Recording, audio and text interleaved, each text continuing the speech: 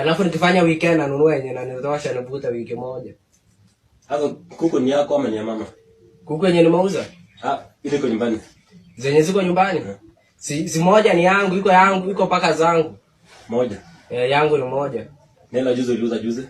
Yenye niliuza juzi ilikuwa yangu. Ndio. Nimeuza leo? Yenye nimeuza leo ilikuwa nataka ninunue nayo bangi. Juu alichukua vitu zangu bure.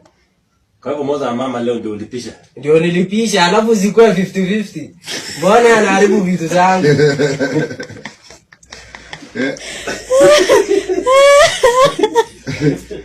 Unataka iwe sikuwe 50-50 tu.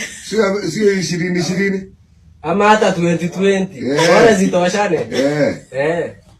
Juzi dunia zini kila mtu na yake.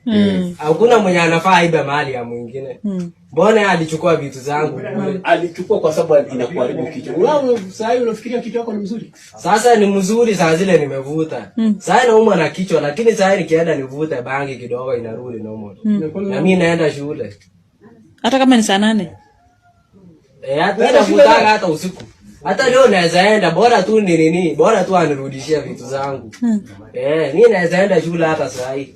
Si mimi niko na uniform, mimi niko na kila kitu. Na school fees nani analipa? Si ndio naambiaga yeye alipe. Mama. Alafu analipa. Si yeye analipa school fees. Na kwa nini unafukuza yeye na analipa school fees? Sasa yeye alichukua vitu zangu. Si aliona inakuharibu. Sasa inaniharibu aje na sio zake. Na mimi nilikuwaga normal. Sasa nasikia hata kichwa yangu inaweza pasuka juu sasa bado sijavuta bangi. Juzi ni kila mtu naambia wewe kunywa chai, mimi nikivuta bangi achana na.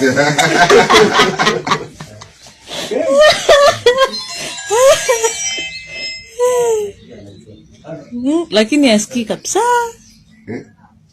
Mama asikii. Ukiambia hivyo. Sasa yeye asikii, sasa nitafanyia nini? Unaona upige. Sasa si ilibidi niuze kuku yake ndio itoshane. Alafu nikuja ninunue. Alafu nani alichapa yeye? Mwenye alimpiga.